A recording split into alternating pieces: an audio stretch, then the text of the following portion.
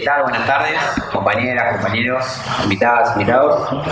Vamos a empezar esta presentación del libro, pero que también es un acto de defensa de Cuba por todo lo que está pasando. Presentación del libro de manos de acá del escritor Frank García Fernández, quien es sociólogo, es historiador marxista, militante de Comunistas Cuba, militante marxista. Está residiendo aquí en la Argentina después de luchar en Cuba. También nos va a dirigir la palabra un poco comentando sobre el libro y sobre la situación mexicano, Eric Simonetti, que es dirigente de la Organización Socialista de los Trabajadores. Él es docente y es filósofo marxista. Un poco también ideas que ellos desarrollen. También Frank escribió otros libros como El Socialismo Nacional de Rubén Cartier, intendente acá de La Plata, asesinado por la CNU, que tuvo condecoraciones importantes. Por ahí ya nos cuenta un poco más. Y se da esta presentación, este acto político, en un contexto de agresión imperialista, un contexto histórico que vive Cuba, que ya este bloqueo histórico que lleva muchísimos años se ha profundizado y ha empujado a los cubanos, como Frank, como tantos otros que hay por aquí, a una crisis humanitaria. Así que es importante retomar la palabra y poner sobre la mesa Cuba, su defensa, su solidaridad, también comentar y decir que somos críticos también del gobierno cubano, que tiene su responsabilidad también de lo que pasa en la isla. Les cedo acá la palabra para que lo desarrollen. Bueno, ¿qué tal, compañeras, compañeros? Gracias por estar acá presentes. Es un día muy particular porque hemos tenido un ataque muy fuerte en las últimas horas por parte del imperialismo en Cuba, en el sentido de un aumento de las agresiones, y las últimas semanas han sido, como recién decía Matías, de provocaciones tras provocaciones. Así que esto no solamente es una charla, también es un acto político en defensa de Cuba, del pueblo cubano, en contra de las amenazas del imperialismo norteamericano. Le agradecemos acá a Fran la presencia, que venga también a contar de primera mano un poco lo que está pasando en Cuba, lo que ha hecho con el libro, muy interesante.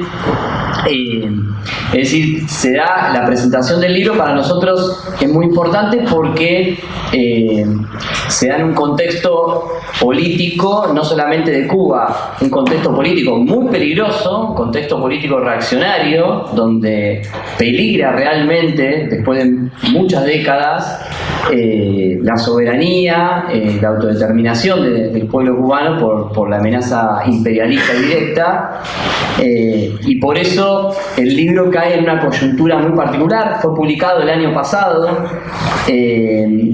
y entendemos que tiene una importancia, y por eso lo presentamos, que tiene varios sentidos la importancia del libro, ¿no? En primer lugar, porque en Cuba estamos viviendo un ataque muy fuerte, pero en simultáneo ya hace mucho tiempo, desde que fue la revolución en el 59, en Cuba hay un proceso de ingreso de capital privado, un proceso de restauración capitalista en la isla, que no es un proceso que esté completo bajo ningún punto de vista, pero que eso peligra, ¿no?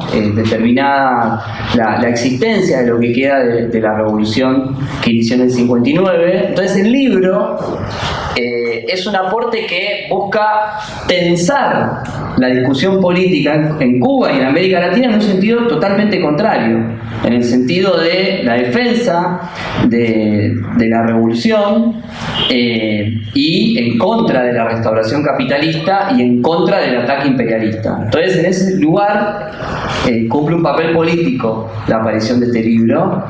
En un segundo lugar, quería destacar que también el libro por eso lo presentamos y llamamos a todo el mundo a leerlo, a comprarlo, que está acá, se ofrece. Nos parece importante porque es una herramienta política para refundar el marxismo revolucionario en Cuba. De alguna manera el libro, voy a contar ahora algunas ideas que traza, hace un aporte de balance de la Revolución Cubana y de perspectiva de la Revolución Cubana, planteando la necesidad de que haya un verdadero gobierno de los trabajadores. Y por último, que recién charlábamos justo antes de que va a ser una charla donde va a haber muchos jóvenes, es un aporte a la formación política de las nuevas generaciones que en los últimos años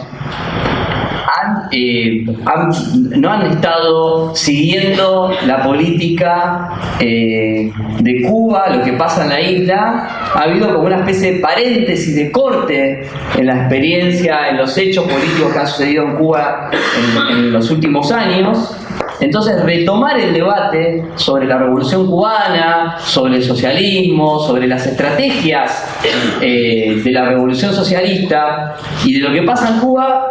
Bueno, el libro es muy útil en el sentido de la formación política para volver a colocar sobre la mesa lo que está pasando ahí. El tema es, entonces, bueno, cobra mucha importancia este libro, lo entendemos como una herramienta política.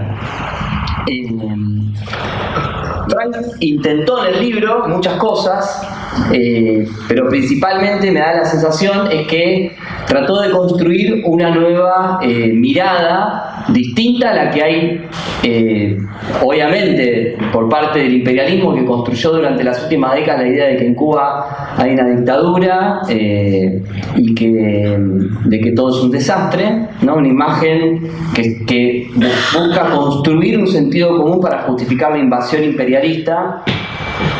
Bueno, muy lejos de eso, también el libro busca distanciarse de la mirada que se instaló de Cuba, principalmente por parte del gobierno cubano, pero también de los partidos populistas, reformistas o nacionalistas burgueses del resto de América Latina, que construyeron una mirada de Cuba acrítica, apologética, o sea, planteando un apoyo totalmente acrítico sin ver realmente este proceso de restauración capitalista que hay en Cuba, o incluso defendiéndolo, planteando de que eso no es una restauración capitalista, sino un nuevo modelo de socialismo de mercado, como se dice, por ejemplo, para hablar de China, ¿no?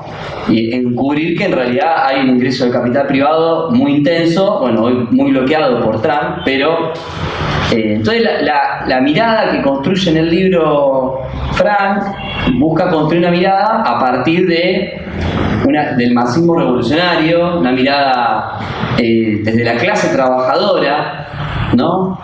Y el libro tiene como un hilo de continuidad, ¿no? Que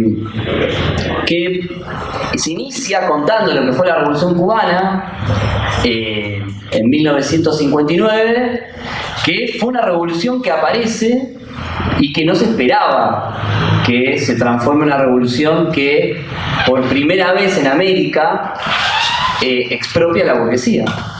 Es decir, la Revolución Cubana fue un evento donde el movimiento 26 de julio, liderado por Fidel Castro, bueno, Che Guevara y otros tantos dirigentes, toman el poder, derrocan a Batista y no se planteaban en su inicio públicamente y después por todas las cartas y tampoco se lo planteaban internamente el transformarse en una revolución, como ellos mismos decían, después socialista, comunista, es decir, que expropie todo el capital privado a la burguesía y al imperialismo norteamericano. Eso no estaba en los planes iniciales, una revolución que se planteaba reformas sociales y la defensa de la soberanía nacional de Cuba. O sea, la cuestión de que en Cuba haya un gobierno que tenga una democracia, que tenga un carácter independiente, que no sea una colonia,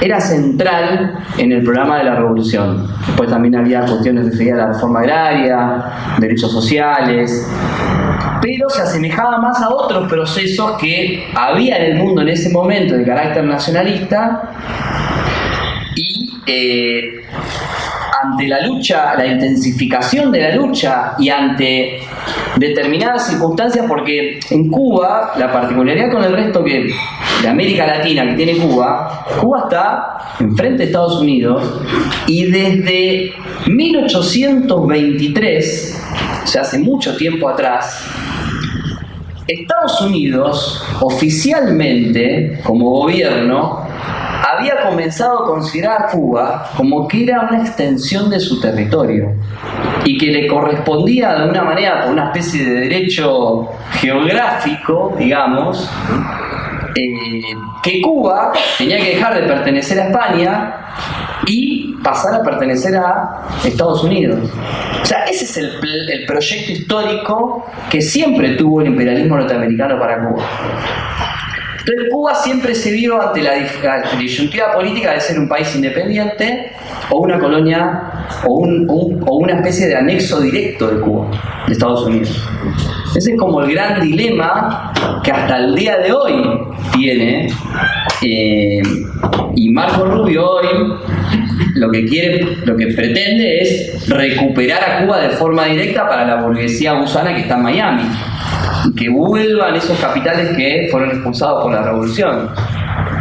Eso es uno de los casos. En otros, directamente anexarla, como pretende Trump, con Groenlandia, ¿no? Pero es un proyecto histórico que tiene Estados Unidos, del gobierno de Adams, el segundo presidente de Estados Unidos.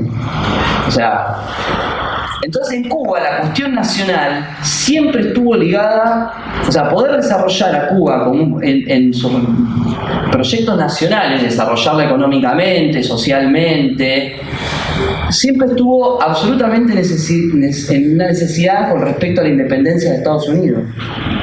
Entonces, el antiimperialismo del pueblo cubano cobró históricamente, desde décadas, siglos, digamos, una fuerza muy grande. El movimiento 26 de junio encarnaba esa tradición revolucionaria de un nacionalismo que también es antiimperialista, esa combinación. Entonces, cuando llegan al gobierno, se encuentran con que la única manera de poder realizar las reformas nacionales, tener soberanía política y tener independencia de Estados Unidos, era expulsando el imperialismo de Estados Unidos. Y muchas veces, y esto lo quiero resaltar como una polémica en general con algunos sectores de la izquierda, que han retratado la revolución cubana y a la acción de expropiación de la burguesía como un hecho que se da de forma en contra de la voluntad, de alguna manera, de la dirección revolucionaria de Fidel Castro. Es decir, como un hecho que la sola presión de las masas provoca la dirección. Es decir, como que producto de la lucha de clases se expropian en la burguesía. Y eso, en parte, es cierto. O sea, la propia presión de tener que hacer las reformas que vos habías planteado te coloca ante la presión ante la disyuntiva de tener que hacerlo. Pero, cuando uno ve el mundo, circunstancias de ese tipo de presión de masa ante gobiernos reformistas o revolucionarios, pero con un programa nacional, no optaron por hacer ese camino. O sea, también hay que colocar la decisión de la expropiación de la burguesía en un factor político, digamos, subjetivo de una decisión de la revolución de hacerlo. Y eso es importante para entender, me parece a mí, el papel político que juegan los partidos revolucionarios, que no solo son partidos que actúan bajo la presión de las masas, sino también por decisiones políticas. En las coyunturas históricas, en América Latina hemos vivido un montón de gobiernos con programa nacionalista, pero que terminaron claudicando a la burguesía. ¿Cuántos? Casi todos los demás, o todo lo demás. Bueno, esto lo señalo no en el sentido de reivindicación apologética de la dirección de Fidel Castro, sino para ser honestos intelectualmente de que hay responsabilidades políticas en las acciones. Bueno, y los factores subjetivos, las decisiones operan. Después la revolución, cuando surge, me va diciendo el tiempo, se plantea, expropia la burguesía y se plantea como un proyecto socialista, pero distinto de la Unión Soviética. De la Unión Soviética, donde ya Stalin había muerto, pero seguía todo el gobierno burocrático stalinista en la Unión Soviética. Y además el Partido Comunista de Cuba había estado siempre en contra de tomar el poder y la expropiación de la burguesía, boicoteando inclusive intentos de expropiación, de toma del poder años antes de la Revolución del 59. Entonces, eso también generaba bastante desconfianza en la dirección revolucionaria del movimiento 26 de junio con respecto al Partido Comunista. Bueno, entonces, lo primero que Cuba se plantea como un gobierno que se planteaba el socialismo, pero no como parte satelital de la Unión Soviética. Eso dura, así se inicia la revolución durante varios años, hasta que después Frank cuenta cómo, en el libro muy interesante, Cuba tenía como centro de su producción económica el azúcar, ¿no? En el año 70 hay un intento por parte del gobierno de lanzar una patriada, digamos, ¿no? De producir 10 millones de toneladas de azúcar, donde gran parte de eso se iba a vender a la Unión Soviética, y entonces toda la economía se pone en servicio de producir eso. Es lo que se conoce como crisis de la zafra, a los que han estudiado el hecho histórico, y todo el aparato productivo, los recursos humanos se vuelcan para eso y no se logra eso. Se llega a 8 millones y algo de producción, pero eso genera una crisis económica en Cuba muy grande y cae el PBI de forma brutal, porque el resto de la economía había dejado de producir otras cosas para volcarse a eso. Entonces se desata una crisis muy grande en Cuba, y esa crisis, es interesante como lo relata Frank en el libro, decide finalmente el giro hacia incorporarse a la órbita de países que en el mundo estaban bajo la órbita política y también la dependencia económica de la Unión Soviética. Entonces, a partir de ese momento, Cuba pasa a estar integrado y empieza un proceso de que el socialismo, que hasta ese momento se decía que en Cuba había un socialismo, digamos, a la cubana, por decirlo de una manera, ahora pasaba a ser un socialismo más al modelo de la Unión Soviética stalinista. O sea, ya no con Stalin, pero sí con toda la burocracia que era parte del elenco del stalinismo. Y ahí en Cuba aparece un proceso contradictorio. Al mismo tiempo que adopta todo el modelo político hasta reforma a la Constitución Cuba en esos años, planteando la adhesión a la Unión Soviética, y hasta se produce todo un momento de mayor grado de censura política, o sea, lo que nosotros conocemos del estalinismo. Pero lo que decía, contradictoriamente, porque eso, como recibe ingentes recursos económicos de la Unión Soviética, produce un mejoramiento de las condiciones de vida de la población que le permiten salir de esa crisis que había sufrido después del fracaso del intento de llegar a las 10 millones de toneladas de la zafra. Entonces Cuba, de la década del 70 hasta el 89, que es la caída del muro de Berlín, vive de esa relación económica y al mismo tiempo de estar bajo ese modelo político de la burocracia stalinista, hasta que llega la caída de la URSS en el año 89.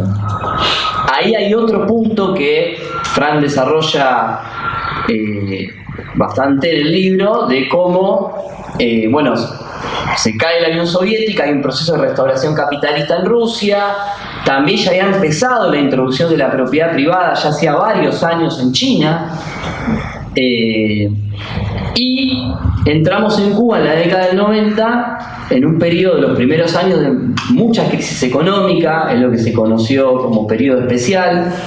Hay una caída económica enorme, problemas de desabastecimiento de petróleo que impactan el transporte, las condiciones de vida.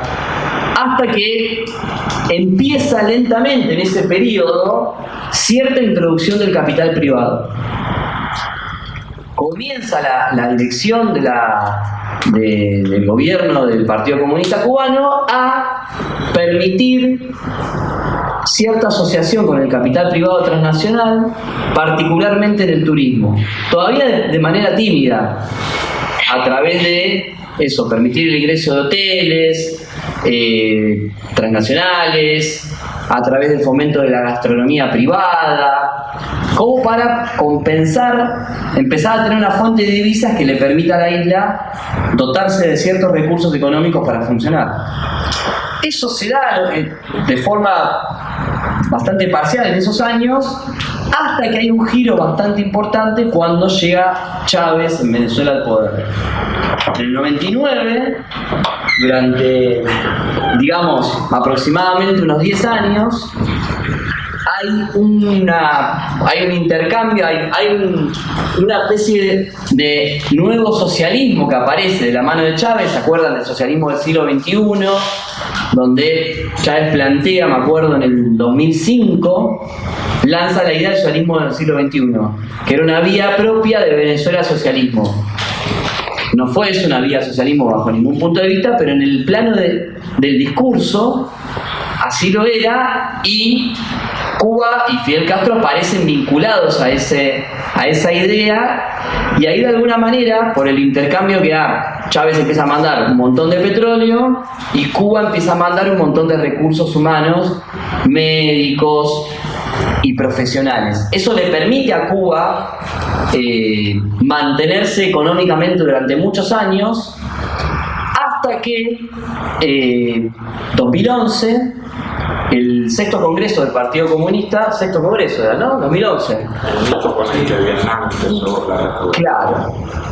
Se da un giro que probablemente desde la revolución es el giro más importante que hay en lo que es la política en Cuba, que es la decisión en el sexto congreso del Partido Comunista de Cuba de actualizar, lo digo entre comillas, actualizar el socialismo cubano, pero en realidad es un giro tomando el modelo de Vietnam y también de China de iniciar una restauración capitalista en serio.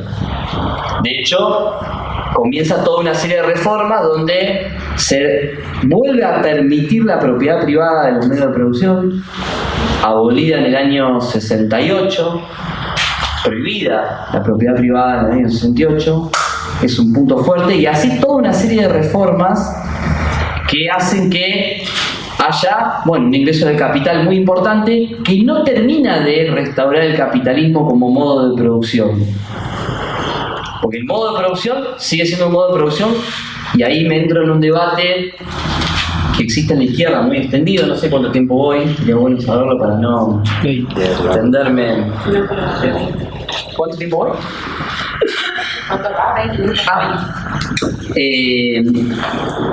Y se inicia un proceso de restauración capitalista donde la burocracia del Partido Comunista Cubano, el gobierno cubano, decide seguir el modelo de Vietnam y de China, que es un Estado que gobierna, que controla el conjunto de los medios de producción, que controla la exportación de divisas, que es la propietaria general del conjunto de la tierra y de la economía, pero que empieza a habilitar zonas focalizadas donde entra el capital privado.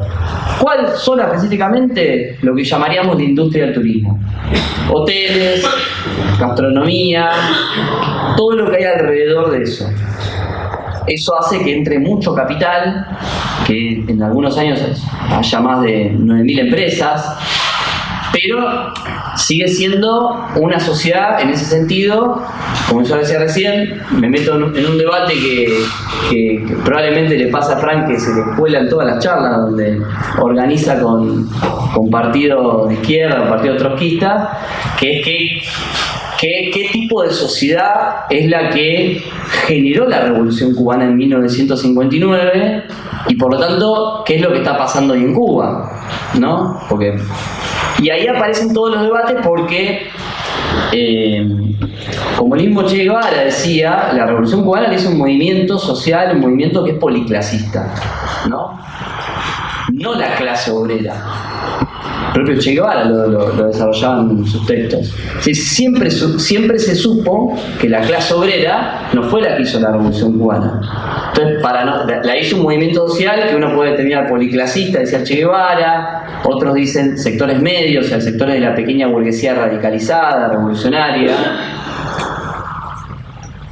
En ese sentido, la Revolución Cubana, la dirección que toma el poder, no eran sectores de la clase obrera y tampoco llamaron a conformar organismos de poder de la clase obrera. Nosotros le llamamos soviets, consejos obreros, juntas, en España se le llamaban, depende del país, tienen un nombre, ¿no? Si estuviéramos en Argentina le hubiéramos llamado coordinadoras interfabriles, en Chile le hubiéramos llamado cordones industriales, ¿no? Es los organismos de poder de la clase obrera. Eso en Cuba no se forma durante la revolución y tampoco la dirección revolucionaria llama a formarlos.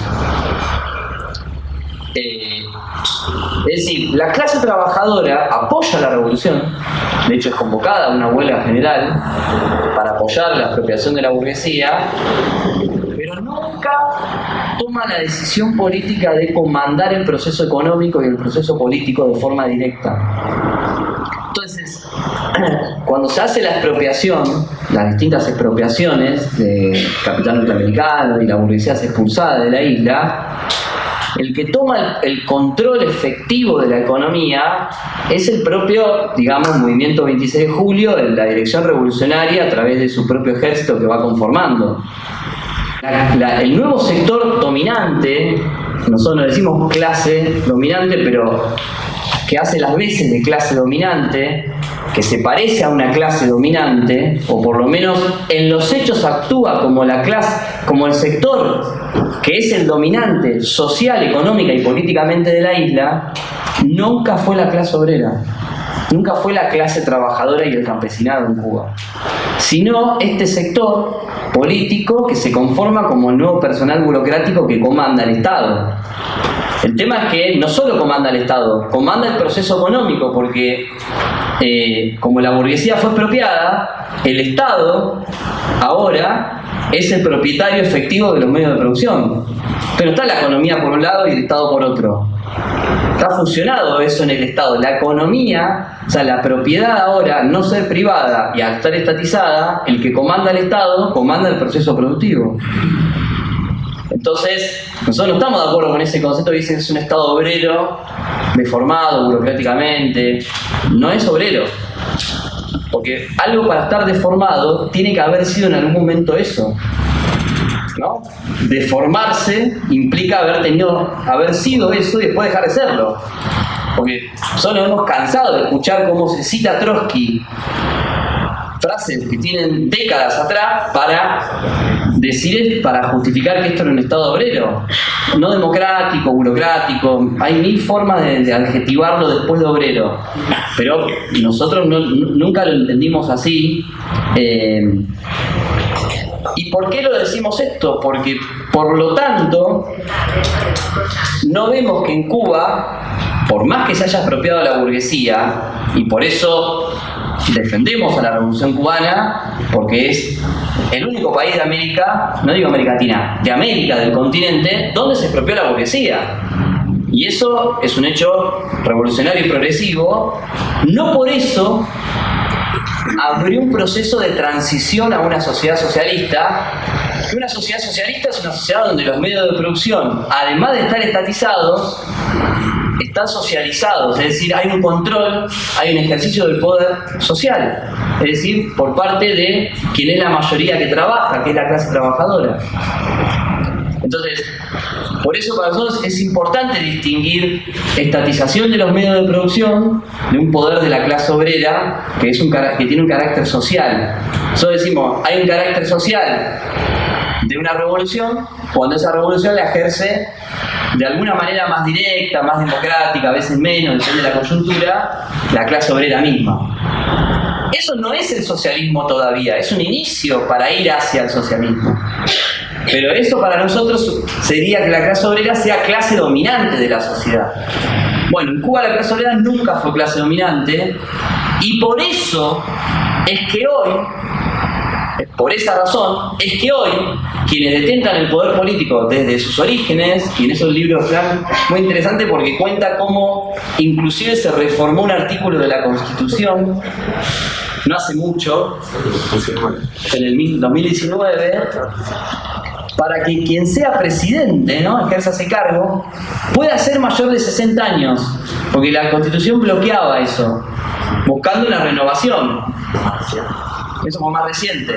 Es decir, para que la vieja dirección revolucionaria pueda seguir siendo la que hizo la revolución, siga siendo la que tiene el poder político hoy, avanzaron en la edad para poder tener ese cargo. Entonces fíjense cómo el mismo personal político que hizo la revolución y expropió la burguesía, que no es de la clase obrera, que no es la que ejerce, por lo tanto, la clase trabajadora y campesina de Cuba, es la que hoy está haciendo el proceso de transición. Porque si no, la clase obrera no le va a ir a entregar a los burgueses en la fábrica las cosas. O sea, una clase no hace su propia contrarrevolución. Es un contrasentido que un estado obrero pase de obrero, aunque sea deformado, a capitalista sin una contrarrevolución.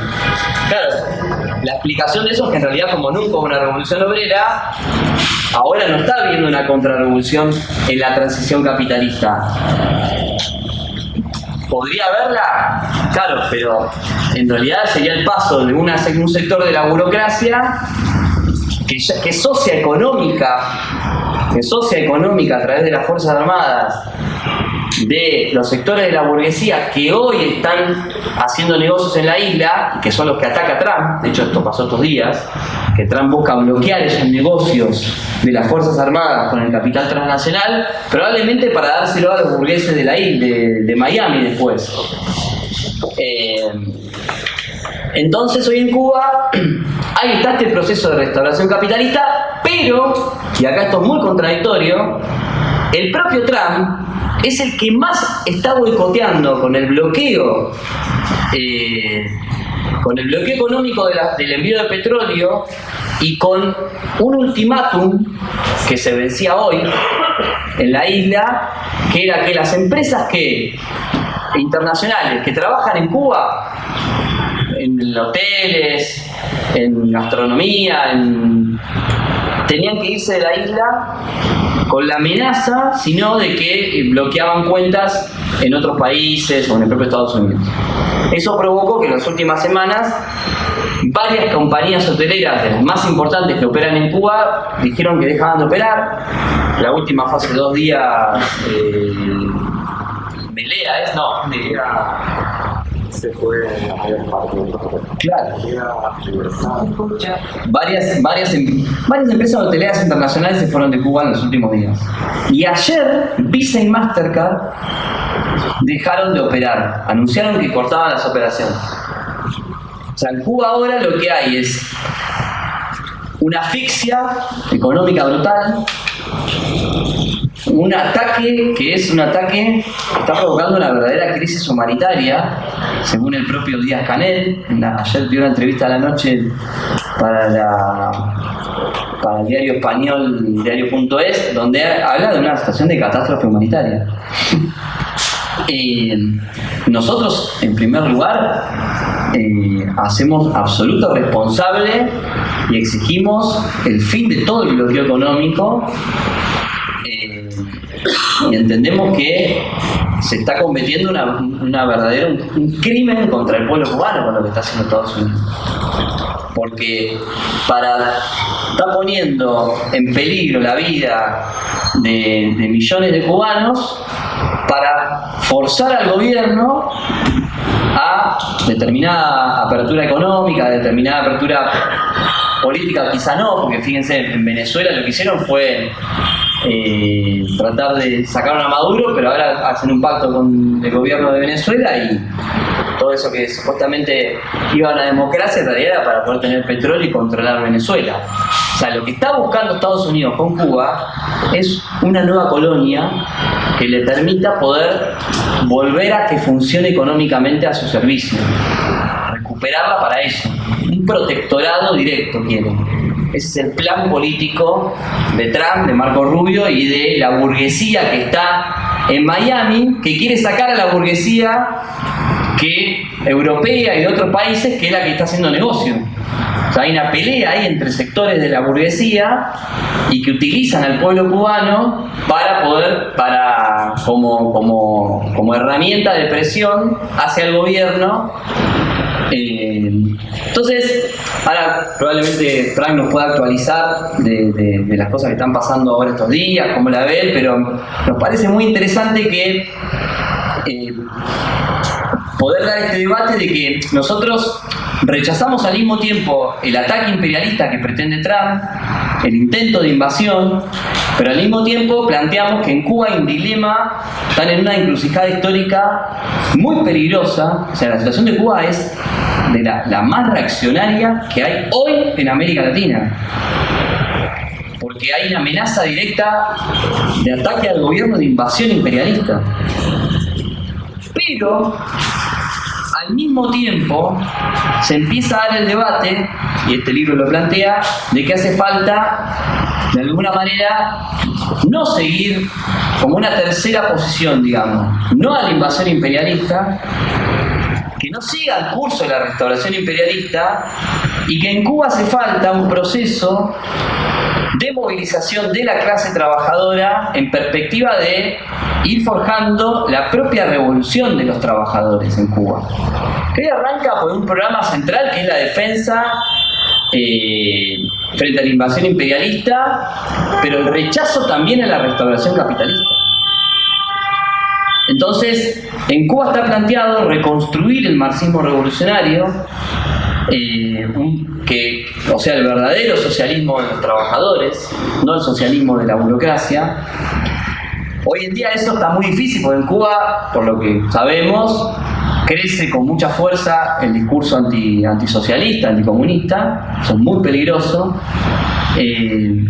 Pero lo que está pasando en Cuba es lo más reaccionario, pero con esto quiero cerrar porque es muy importante, en simultáneo lo que está pasando en Cuba, tenemos la contracara en América Latina, que estamos viviendo un verdadero proceso de rebelión popular y campesina, obrera y campesina en Bolivia, que es de alguna manera la contracara a toda la agresión imperialista que está sufriendo América Latina, y por lo tanto, al mismo tiempo que peligra Cuba, vemos una, digamos, perspectiva que se abre en Bolivia de qué es lo que tendríamos que estar haciendo el conjunto de los trabajadores, de los obreros, de los campesinos, del movimiento estudiantil en América Latina para resistir los planes imperialistas. En Bolivia también hubo una revolución en el año 52, una revolución que derrotó al ejército con los mineros a la cabeza, que fue totalmente expropiada políticamente por la dirección nacionalista de esa época, pero que esa tradición revolucionaria vive en el pueblo boliviano, con lo que estamos viendo en Bolivia, que lleva más de un mes, y que todavía no podemos hablar de que verdaderamente haya una dinámica revolucionaria, pero se parece cada vez más a algo de ese tipo, si es que se logra en Bolivia desatar dos fenómenos: que verdaderamente haya una huelga general de la clase obrera, que no está planteada, o sea, que la COP está llamando formalmente a esa huelga, y que en Bolivia se desarrolle lo que en su momento no se desarrolló en Cuba. Por eso digo, pensar a Cuba te sirve para pensar los procesos revolucionarios del presente también, no solo de Cuba, que es la necesidad de que además las rebeliones que surgen tengan como perspectiva el desarrollo de organismos de poder de la clase obrera, campesina y popular.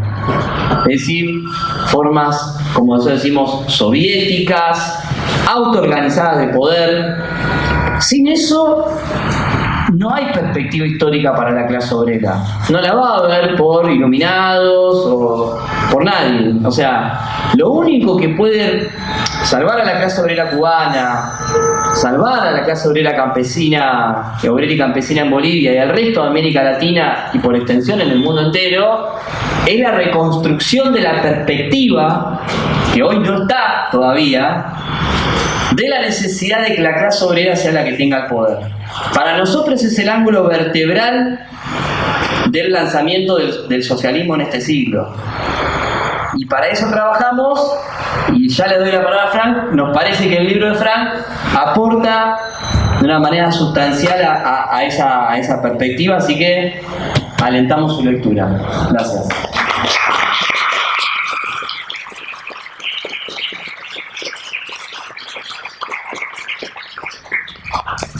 Se cayó la Unión Soviética. Y yo recuerdo una pregunta que corría toda Cuba, a poco, muy rápido. ¿De dónde salieron todos esos nuevos oligarcas? ¿De dónde salieron esos millonarios? ¿Cómo pudieron quedarse con esas empresas? Una situación similar está ocurriendo hoy en Cuba. En Cuba hoy el gobierno cubano no es la revolución cubana de 1960, donde sus trabajadores se plantaban con un fusil y querían que vinieran los Estados Unidos para romperle la cara a balazos. Hoy en Cuba lo que se está decidiendo es quién va a controlar la restauración final del capitalismo. La burocracia dirigente cubana es una burocracia contrarrevolucionaria. ¿Por qué es contrarrevolucionaria? Más allá de censora, de represora, que ha expulsado a toda una generación de cineastas, a toda una generación de intelectuales que lo sigue reprimiendo. Más allá de eso, buena parte de esa burocracia dirigente, más allá de que tienen negocios privados, más allá de que sus familiares han ido al extranjero a poner negocios privados, muchos. Involucrados los hijos de Díaz-Canel a veces, quién sabe. Esa burocracia dirigente es la que estimula en la Constitución el modelo capitalista chino, que no es más que un partido nominalmente comunista administrando una economía capitalista. En China, más allá de que pinten hermosamente la hoja y el martillo, el 92%, según la agencia Xinhua, no trabajo con agencias de la contrarrevolución, el 92% de las empresas son privadas. Pero alguien me pudiera decir, bueno, esto a lo mejor no son los principales medios de producción. El 61% del Producto Interno Bruto lo aporta el capitalismo, el sector de la economía privada. Y eso es lo que pretendía hacer el gobierno cubano. Eso es lo que pretendía hacer el gobierno cubano cuando lo pone en la Constitución el sector de la economía privada. Cuando Raúl inicia ese proceso de restauración capitalista de a poco. ¿Por qué la clase trabajadora cubana hoy está sufriendo tanto? En primera instancia, el imperialismo ya. Eso es obvio. Cada vez que yo veo a Trump diciendo Cuba está colapsando, yo digo, es como que a mí el Tano Simonetti me esté ahorcando y diga, mira, este muchacho no sabe respirar. Mira tú. Pero no es solamente eso, porque la situación que ya raya en una crisis humanitaria que está viviendo Cuba viene de atrás. Viene producto de que el gobierno cubano, cuando Raúl decía que no tenía dinero para mantener las subvenciones, privatizó el comercio interior. Y ese comercio interior, con esa venta del arroz subvencionado, de la carne molida, picadillo, como decimos nosotros, subvencionado, era que la clase trabajadora podía llegar a fin de mes con salarios promedios de $20 por mes. Pueden entrar al canal en Telegram de la Oficina Nacional de Estadísticas e Información y ahí están los datos. Este libro tiene más de 500 cifras. La grandísima mayoría son citas de fuentes oficiales, porque muchas veces lo que planteaba el gobierno cubano como un logro era un grandísimo retroceso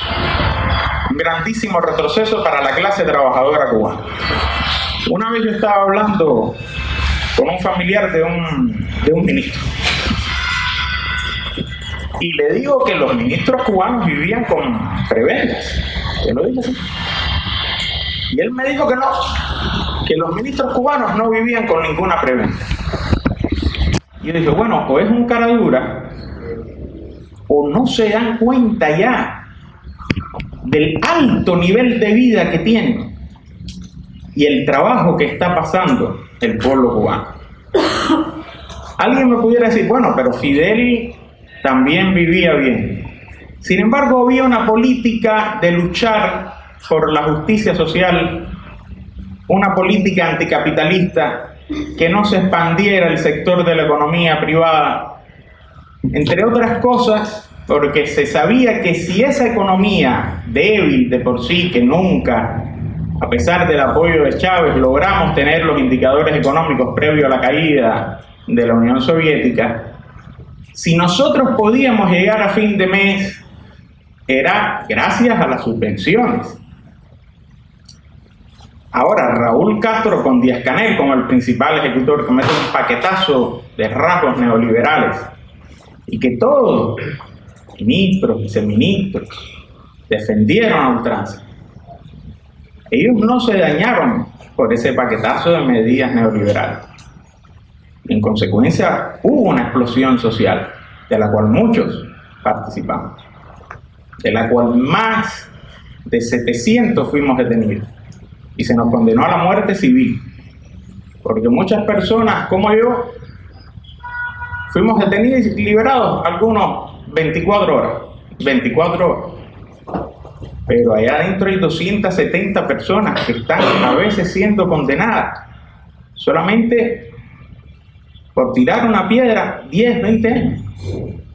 Y este que está hablando acá, como muchos otros, cuando fuimos detenidos, a partir de ahí nunca volvimos a tener una vida normal. Jamás. Es muy difícil entonces poder revertir el avance del anticomunismo. En mis publicaciones de Facebook siempre comentan amigos, estudiantes, antiguos estudiantes preuniversitarios, y haciendo propaganda a la campaña de la cual forma la parte de la OST, la campaña independiente de Solidaridad Obrera Estudiantil. Me escribe un cineasta cubano que vive en Villa Clara, que todos los días tiene que cocinar con carbón, algo a lo cual nunca estuvo acostumbrado. Imagínense el retroceso de décadas, que es que un cineasta que vive en una capital provincial se vea obligado, yo quiero que lo vayan tomando en la escala, no que lo entiendan como un caso particular, porque eso es lo general, a cocinar con carbón. ¿Qué es el cerco imperialista trumpista? La traición de Delcy Rodríguez, la traición de Sheinbaum, la traición de Lula, que se le olvidó que se trató su cáncer en Cuba. Es una traición total, es cierto. Que es que Cuba está siendo víctima también de los intereses expansionistas de Rusia en Ucrania, porque lo que se está negociando hoy por hoy es China regresa a Taiwán, yo me quedo con el cacho de Ucrania que conquisté y tú te quedas con Estados Unidos. Ahí la única pieza difícil se llama Raúl Castro, que a pesar que impulsó la restauración capitalista, formó parte, como decía Simonetti, de la revolución. Y es una generación que no se va a entregar, aunque queden 3, 4, porque tienen perspectiva histórica. Lucharon ya, en el caso de Raúl, 95 años contra Estados Unidos. Y no va a embarrar la historia de su vida entregándose a Estados Unidos fácilmente o yéndose al barrio de Bashar al-Assad a tomar té. Sin embargo, los burócratas de abajo sí, porque se desideologizaron. Les interesaba poner los negocios privados, les interesaba enriquecerse, que el propio Raúl, en el congreso del partido que precedió a las protestas populares del 11 de julio, el congreso del partido de abril del 2021, comenzó a señalar esa degeneración política, que no detuvo, porque entre otras cosas, el propio nieto que lo está representando tiene también restaurantes privados. Es una clase trabajadora que se está enfrentando a su propio gobierno que debiera representarlo, porque bueno, ahí tenemos una diferencia, Eri, de la perspectiva de que no fue socialista. Yo digo que es una revolución socialista que intentó construir el socialismo pero no logra consagrar, precisamente porque no hay democracia socialista. Y mientras un grupo dirigente condujo esa revolución en interés de la clase trabajadora, todo, salvo la ausencia de que la clase trabajadora no podía controlar la dirección del país, todo marchaba bien.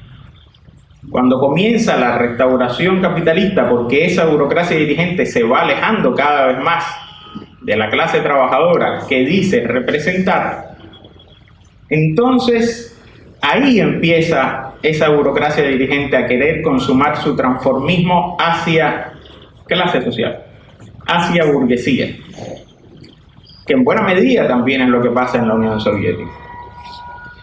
A diferencia de las protestas populares que condujeron al capitalismo en los países de la Europa Oriental, la burocracia dirigente soviética condujo la restauración al capitalismo. Y es el motivo por el cual cuando uno empieza a revisar, los nombres de los dirigentes de la URSS, la gran mayoría no fueron enjuiciados, como sí sucedió en la Europa del Este, debido a que cayeron por protestas populares.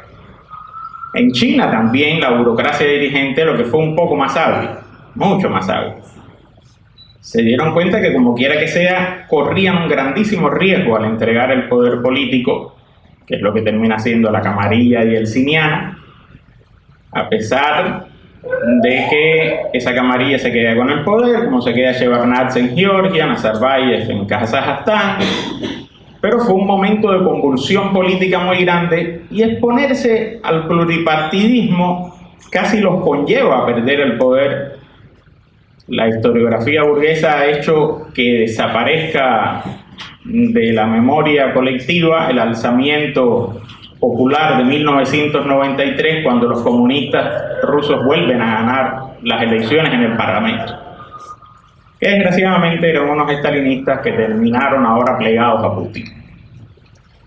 En el caso cubano, esa burocracia dirigente también decide restaurar el capitalismo. Aplica el modelo chino, tiene a Vietnam como meta, aprieta a la clase trabajadora más no poder, prácticamente con una doctrina del shock en el 2020 y en el 2021. Se le escuchaba a Díaz-Canel decir algo de que no podemos volver a hacer como antes, en el sentido, como justificando los paquetazos de rasgos neoliberales, que fue la tarea de Ambiente consecutivamente. Y esto, sumado a un gravísimo problema, que fue precisamente la falta de legitimidad política que sacudió al gobierno cubano. ¿Por qué falta de legitimidad política y por qué lo sacude tan duro? La revolución cubana, tú hablabas de la Constitución del 76, cuando se hace explícito el alineamiento de Cuba a la Unión Soviética, queda contemplado en la Constitución del 76, es muy interesante, es linda esa Constitución, pueden descargarla, buscarla en Google, pero evidencia la burocratización total del proceso cubano. Ahí, cuando triunfa la revolución, como no se establecen resortes, instrumentos democráticos obreros, lo que se establece es la legitimidad del líder, la legitimidad política. Fidel Castro, decía el sociólogo cubano Juan Valdés Paz, llega a ser un subsistema político. Es un líder de dimensiones casi teológicas. La gente lo lloraba y se construyó su imagen a tal punto que en público nunca vimos el cadáver de Fidel Castro. El homenaje luctuoso que se le hizo, al que asistieron miles de personas en la Plaza de la Revolución de La Habana, era ante un retrato. Y después lo que vimos fue una caja con las cenizas que iba desde La Habana hasta Santiago de Cuba. Es decir, el líder muerto, visto, muerto, el cadáver de una persona deteriorada, no se vio. Eso nada más lo vio la familia, obviamente. Y esto es una construcción, esto es un ejemplo para que entiendan lo que fue la construcción del líder, en este caso, incuestionable. Esta legitimidad política ganada, construida, con un aparato propagandístico muy grande, muy eficaz, que cae sobre él a su favor, de que él es el mismo líder que hace la revolución y que burocratiza la revolución. Fidel es al mismo tiempo Lenin y Stalin. No es el Stalin, que es un papel secundario en la revolución bolchevique, que tiene que liquidar a la dirección bolchevique para tomar el poder, es el mismo.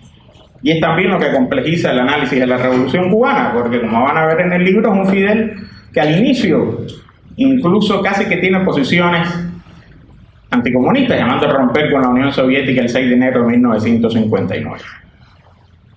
Este Fidel Castro, que logra construir una hegemonía política incuestionable, genera también un Raúl Castro, que durante décadas la sociedad cubana va a asumirlo como el incuestionable sucesor de Fidel.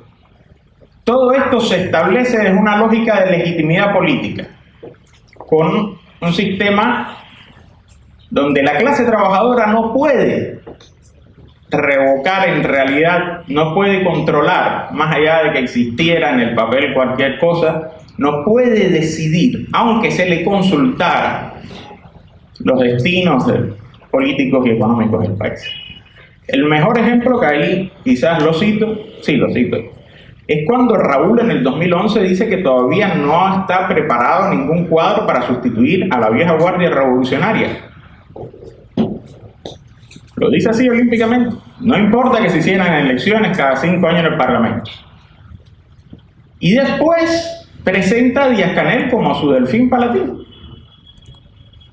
¿Qué pasa? Que la legitimidad política no se hereda por decreto. Esa legitimidad política de Fidel, esa legitimidad política de Raúl se construyó en los hechos. Con todo lo que podamos criticarle a Fidel, con todos los errores que haya cometido Raúl, hay una legitimidad política muy fuerte en estas dos personas. Y este hombre, Díaz-Canel, es uno más nacido con la Revolución Cubana. Es un secretario general más del partido, de esta provincia, de la otra. De hecho, lo que más brilla en Díaz-Canel es su grisura. ¿Por qué digo esto?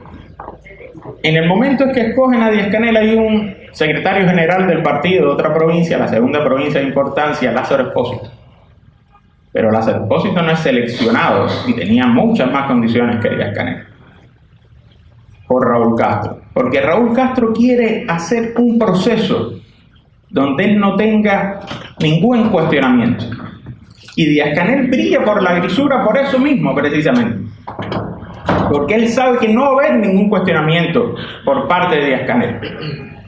Él sabe que puede tener una figura de transición perfectamente en Díaz-Canel. Ahora, esto se percataba en la sociedad. Esto se echaba a ver.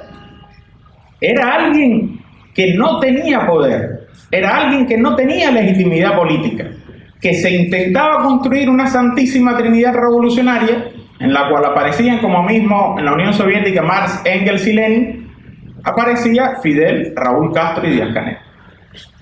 Pero eso no bastaba, porque en los hechos, desde que Díaz-Canel asume el poder, el país fue retrocediendo económicamente una tras otra. Hábilmente, Raúl en la sombra, porque en últimas el que se quema es este que se puede sustituir, que es Díaz-Canel. ¿Quién encabeza las conversaciones? Para que vean el poder que tiene todavía Raúl Castro, la familia Castro y el generalato. El nieto de Raúl Castro, que no ocupó nunca ningún cargo político ni público, era el jefe de la escolta de Raúl.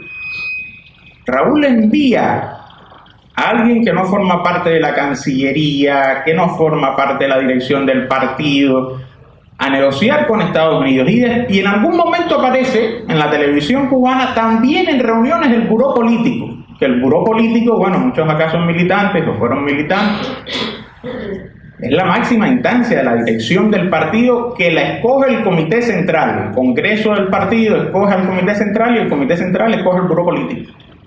Y este muchacho aparecía en la reunión del buró político sin ninguna de esas transiciones. Es decir, regreso a esta afirmación original. Lo que se está teniendo lugar ahora en Cuba es una disputa sobre quién controla la restauración capitalista. Si Rusia, si China, si Estados Unidos. Miren lo que acaba de anunciar el gobierno cubano cuando venía para acá, para que vean hasta qué punto está avanzando la restauración capitalista. Dice la noticia: el gobierno cubano ofrece operar hoteles a cubanos en el exterior. Es decir, se está ya fomentando que esa diáspora, como se le dice en términos migratorios, de estudios de la migración, sea el capitalista cubano extranjero, la burguesía nacional, de la que también habla el peronismo, quien controle la restauración capitalista. A mí, cuando empiezo a ver los debates que hay en Cuba, me causa repulsa esa idea, ese refrán, esa sentencia de que todos somos cubanos, de que los cubanos estamos para ayudarnos. No. Hay dos clases: la clase trabajadora y la burguesía.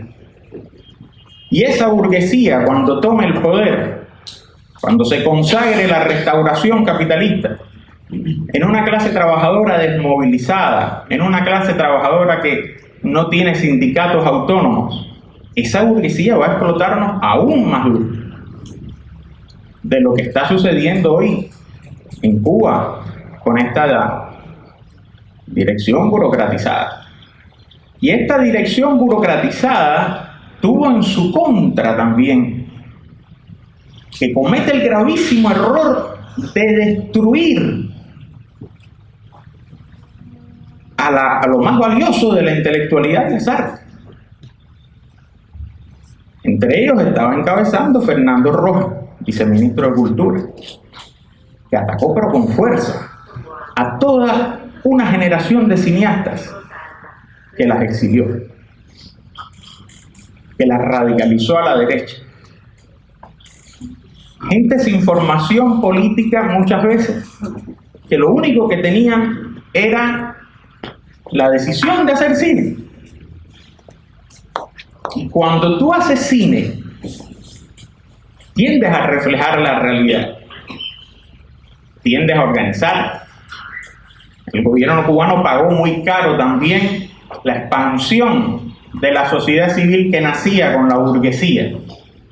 El gobierno cubano estimula la expansión de la burguesía.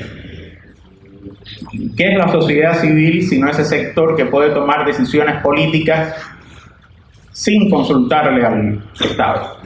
Bueno, eso es lo que pasaba. La burguesía liberal habanera te montaba un local y ahí te ayudaba al cine independiente, autónomo, autogestionado, como se le quiera calificar.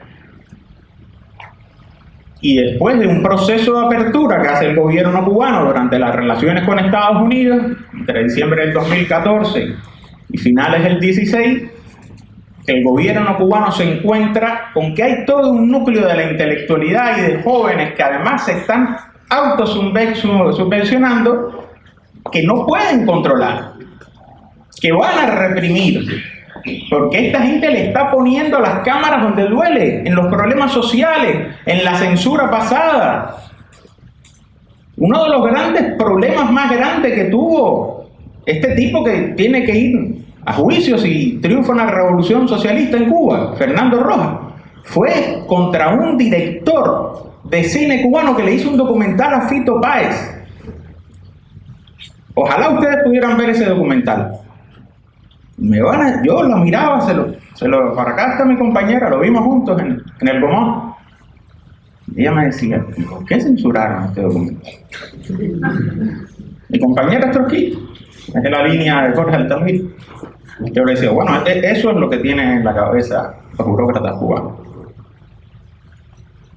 Censurar un documental sobre Fito Páez. ¿Algún comentario incómodo que hacía Fito Páez? Que ustedes, capaz que ni se dan cuenta. Pero aquello generó una crisis. Entre otras cosas porque el director, Juan Pin Vilar, era un grandísimo referente para ese cine joven cubano que se había autoorganizado y que había perdido la muestra de cine joven independiente, el festival y la institución de autoorganización que habían tenido. Había que destrozarlo todo. Había que destrozar no solamente a esos jóvenes cineastas, sino a quienes servían de referente. Juan Pin Vilar estuvo en el lanzamiento de mi libro. Juan Pin Vilar es uno de los principales cineastas cubanos nacidos con la revolución.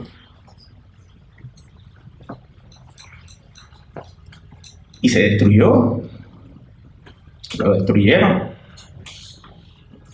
Entonces, cuando sucede todo esto, trabajar después, revertir todo este daño que constantemente, cada vez que yo veo esto, me acuerdo que yo creo que es lo único válido que se le puede rescatar a Crucho. Bueno, y la ayuda que le dio a la Cuba en el año 60. Que él, en el discurso secreto del 20 Congreso del Partido Comunista de la Unión Soviética, dice, no recuerdo exactamente la frase, pero es esto, que los principales crímenes de Stalin es que los cometió en nombre del comunismo. Los principales crímenes de todos estos sátrapas es que lo cometieron en nombre de la Revolución Cubana. Entonces, cuando tú te acercas a un muchacho en Cuba a hablarle de la Revolución Cubana, no te quieren escuchar. No te quieren escuchar. ¿Por qué los otros días, no hace mucho, hubo una explosión en un pueblo de campo donde incendiaron la sede del Partido Comunista? En realidad estaban atacando al comunismo como ideología. No, si después tú veías los comentarios, queremos salarios dignos. Era increíble aquello. La misma frase, salarios dignos, que escucho acá. ¿Y qué saquearon también? La farmacia y el supermercado estatal. Que se vayan todos, 2001. Ahora, el grandísimo problema que tenemos aquí es que empieza a existir un paralelo muy grande con esas rebeliones populares que el morenismo derrapó ahí y las calificaba como revoluciones de la Europa del Este en el año 89.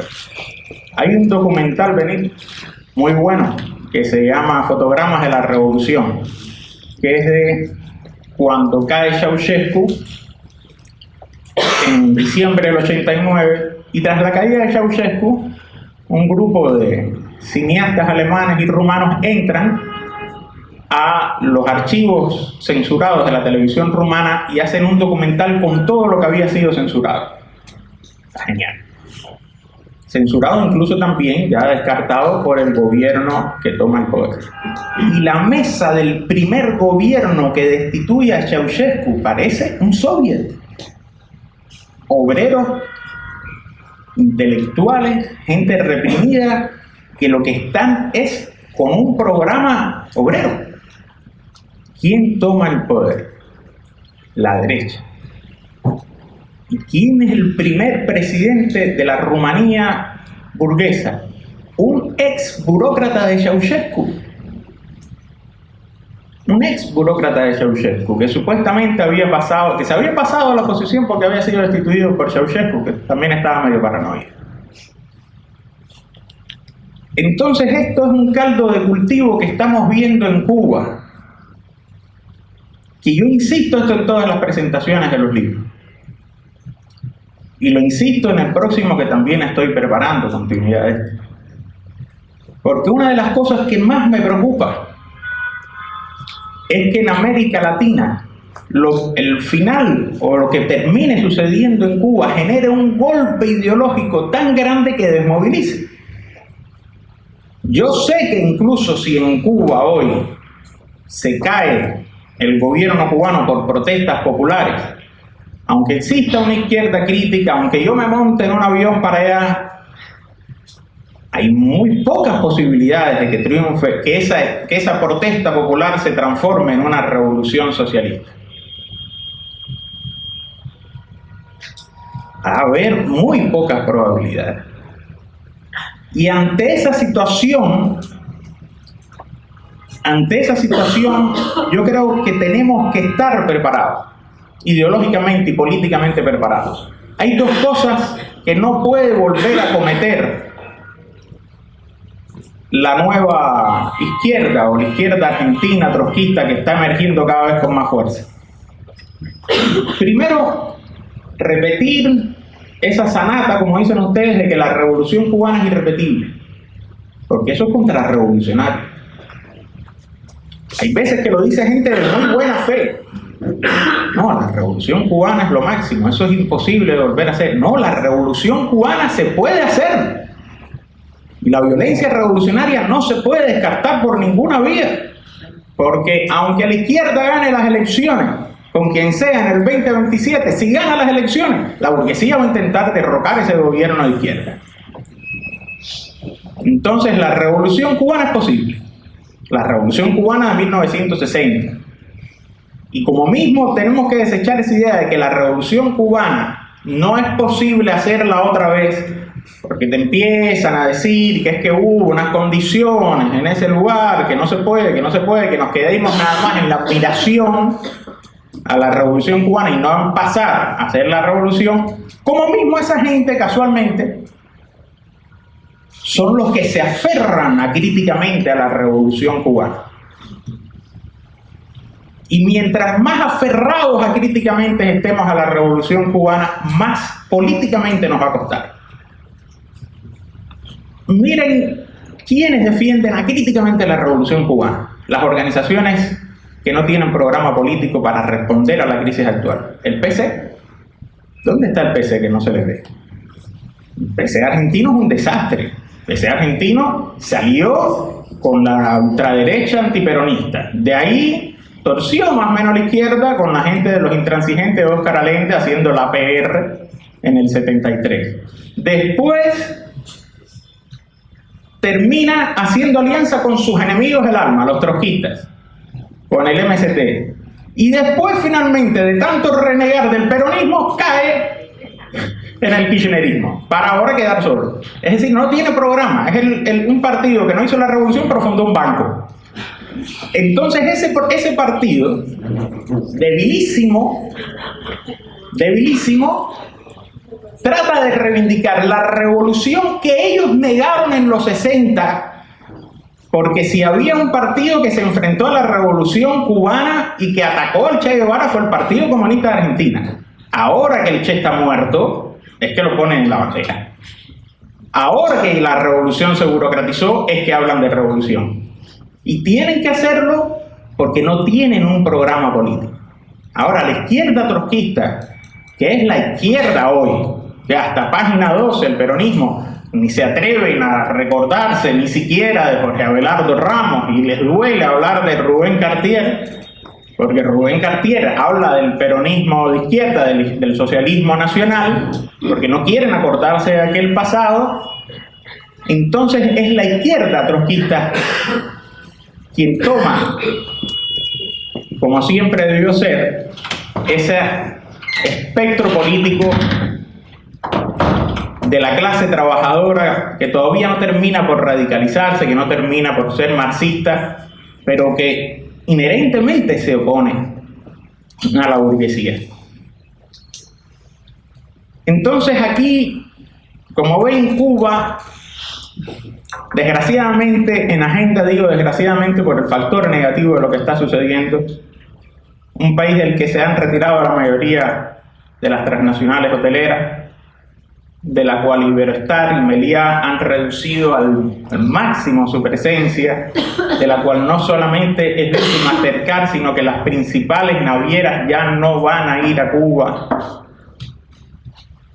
Un país expuesto a un posible ataque militar, del cual ahí sí hay que ver cuál va a ser la actitud del gobierno cubano. Se abren múltiples escenarios, desde que liquiden a Raúl Castro y los burócratas políticamente degenerados se rindan, hasta que haya una resistencia militar, desde protestas populares que derriben al gobierno cubano, desde que el mismo gobierno cubano decida, vengan ustedes, negociamos cómo controlar esto aquí.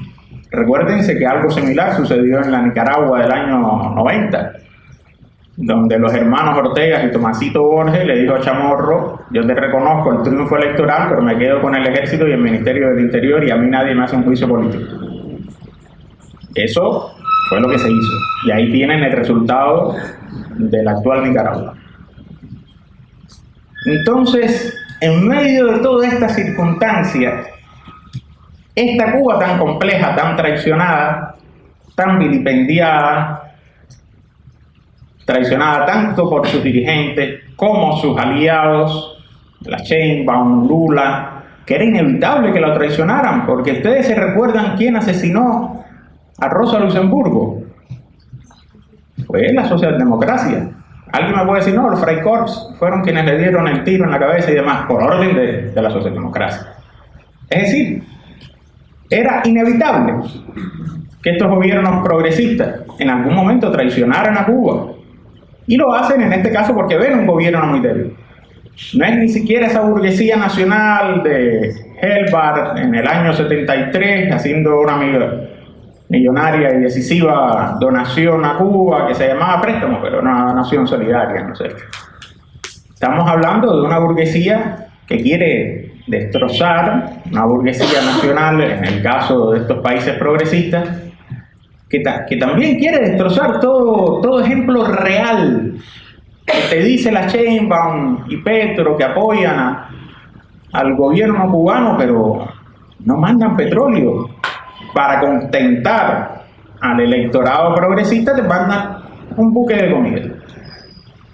Para responder y mantener protegidos los intereses del empresariado privado, cortan el envío de petróleo porque si no Trump los puede sancionar. No se van a sacrificar, no van a desafiar a Estados Unidos, porque eso no está en la simiente del reformismo.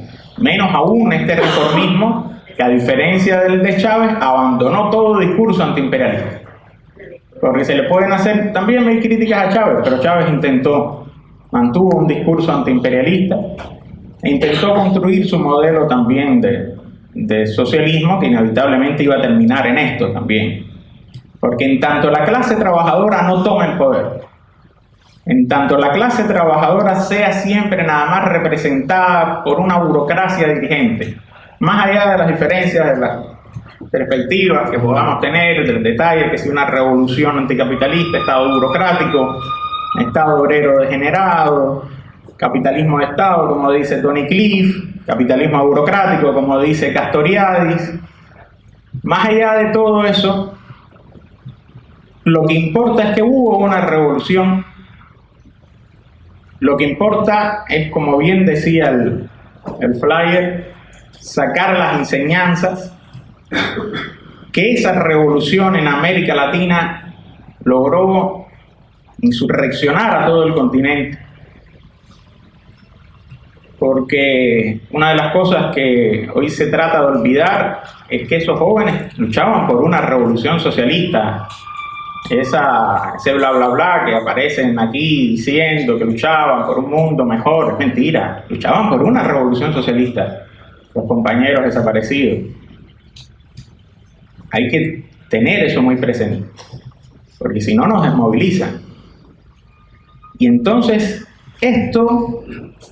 este libro, que alguien me preguntaba si era un ensayo histórico o un programa político, yo digo que es un ensayo histórico y un programa político.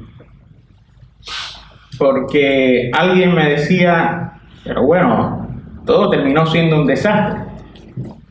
Pero al final, en el epílogo van a ver que termino llamando a la revolución. Porque si no fuera revolucionario, no hubiera escrito ese libro. Hubiera hecho un ensayo soso, depresivo, diciendo que todo se terminó, que ya no hace falta ir a ningún lugar. Obviamente no lo hubiera estado presentando con organizaciones trotskistas,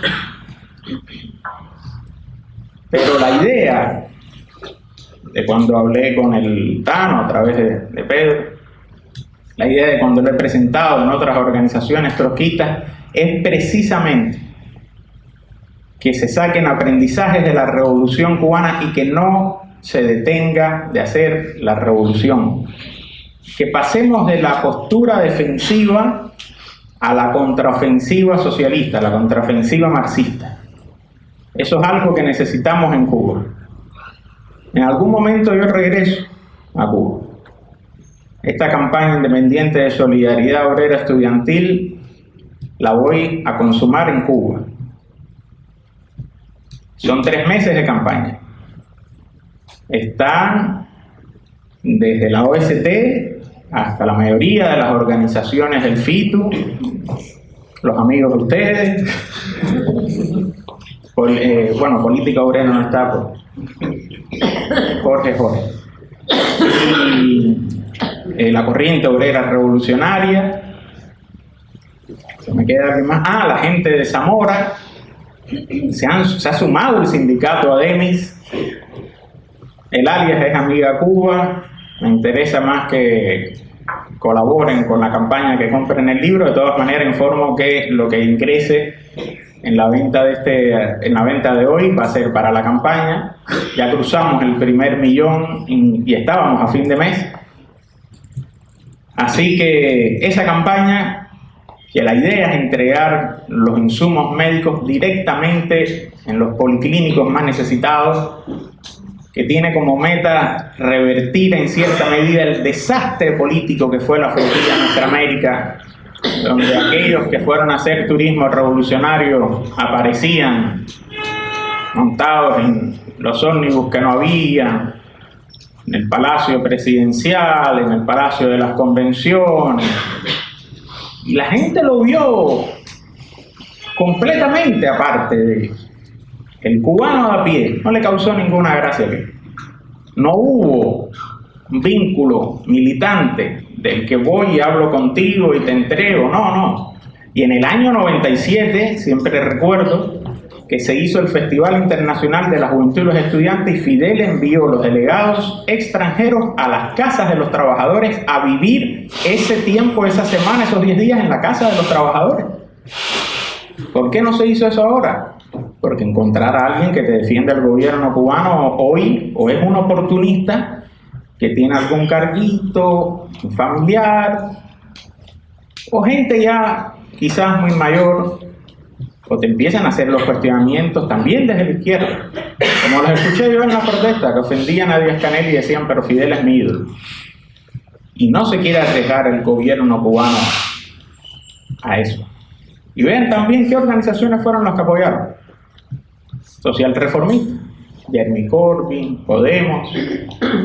No había organizaciones revolucionarias, aunque yo sé que buena parte de esos militantes por Cuba lo hicieron con la mejor de las intenciones.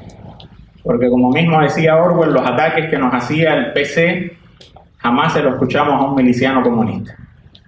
Entonces es la idea de esta campaña, amiga Cuba, como si le estuvieran escribiendo una carta. La idea de esta campaña, más que humanitaria, es política.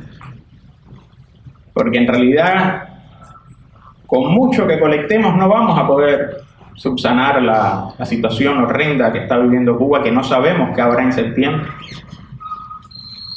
Eso no lo vamos a poder subsanar, pero sí vamos a poder dejar una pequeña simiente cuando hablemos, si ustedes finalmente pueden ir, hablemos con esa trabajadora, con ese trabajador.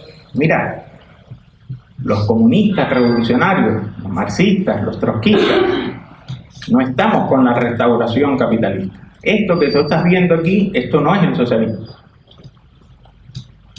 Cuando estuve detenido en aquella celda, yo le hablaba a aquellos muchachos una y otra vez, y no entendían nada. Se quedaban asombrados, decían, pero usted es comunista, profesor.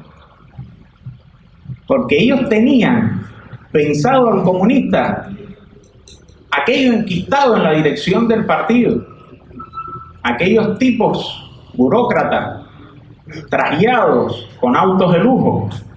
Y aquí entonces estaba un comunista diciéndole, ustedes no han tomado el poder, tenemos que tomar el poder, tenemos que hacer la revolución.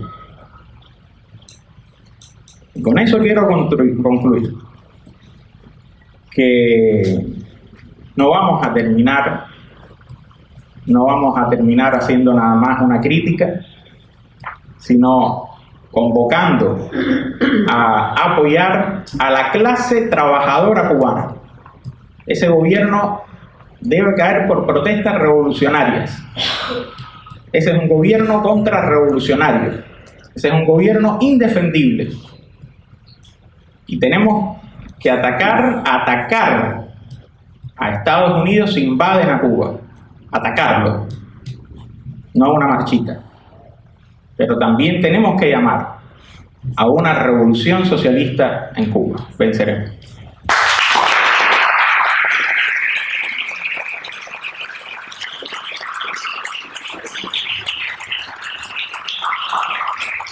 Bueno, nada, saludo esta presentación del libro atípica, ¿no? Que normalmente se le hacen loas al libro. Bueno, acá tiene mucho más que eso, hasta se abre debate.